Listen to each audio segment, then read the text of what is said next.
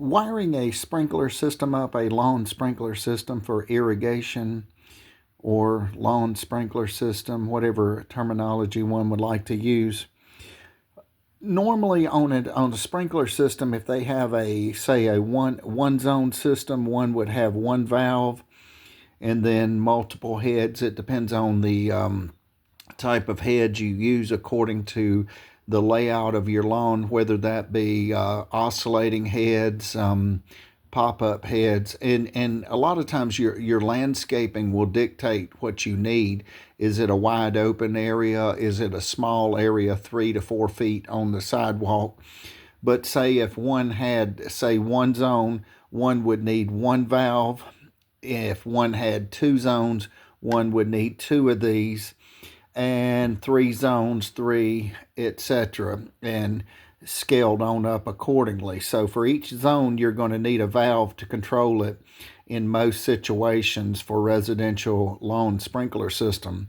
So the question is on the valve one has a control box in the garage, and the control box is run off of 120 or 110 or something, and I think there may be a transformer inside of the control box or in the plug-in or something, and it scales it down to say 24 to 27-ish volts, somewhere plus or minus thereabouts.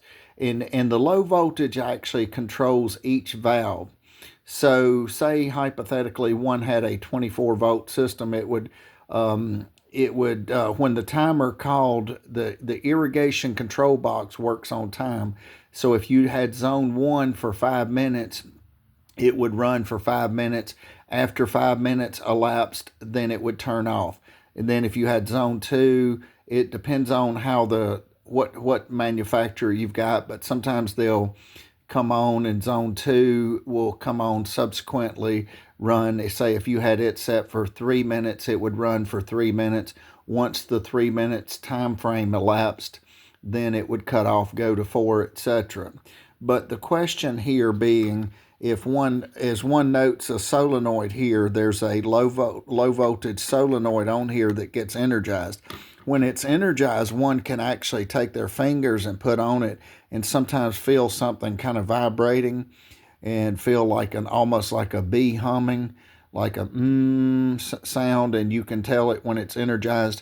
When it goes off, you may feel a little click, and then when it goes off, the water would stop going from one side to the other side here. When it's open, water would go from this side to this side. So the valve acts like a dam and either starts or lets the water, it prevents the water or allows the water to go through. So let me reiterate that again. The valve either prevents the water would stop here, or it permits the water. If it's open, if the solenoid opens it, then the water would go through for both sides. But if you've ever wondered how to wire a sprinkler system, it's very simple actually. So say for instance we have a bundle of wires like this.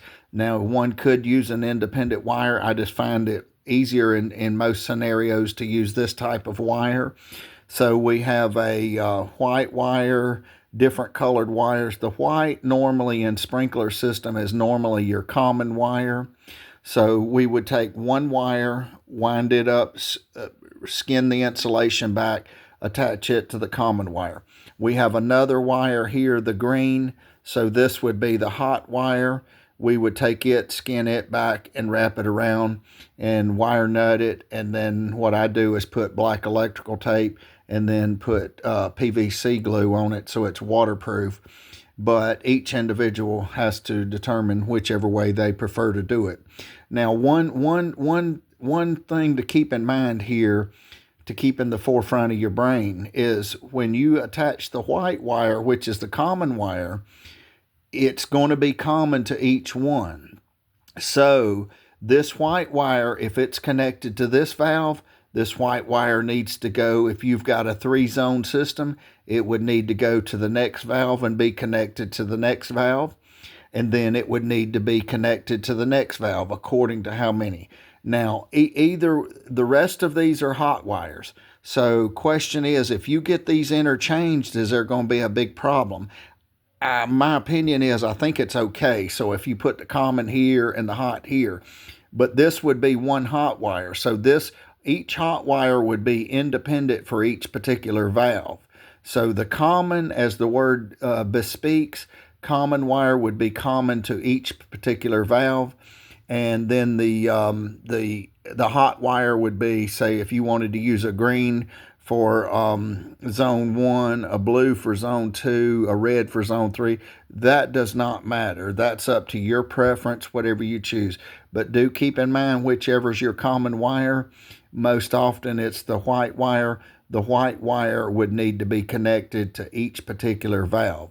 So if you went to the other valve, it does not matter which wire you get, but the white wire needs to be connected to the next valve and the next valve, however many valves you've got in totality. So if you've got 2 valves, it would need to be connected to 2. If you've got 3 valves, you need to be connected to 3. But on your hot wire, you would say use a green here, and you would go use another independent wire on your next valve and another color wire on your to have your hot independent there. So you would have a hot and a common off of a 24 to 27-ish volts, and this would operate the solenoid, which opens and closes the valve. Thank you for watching. Have a wonderful day.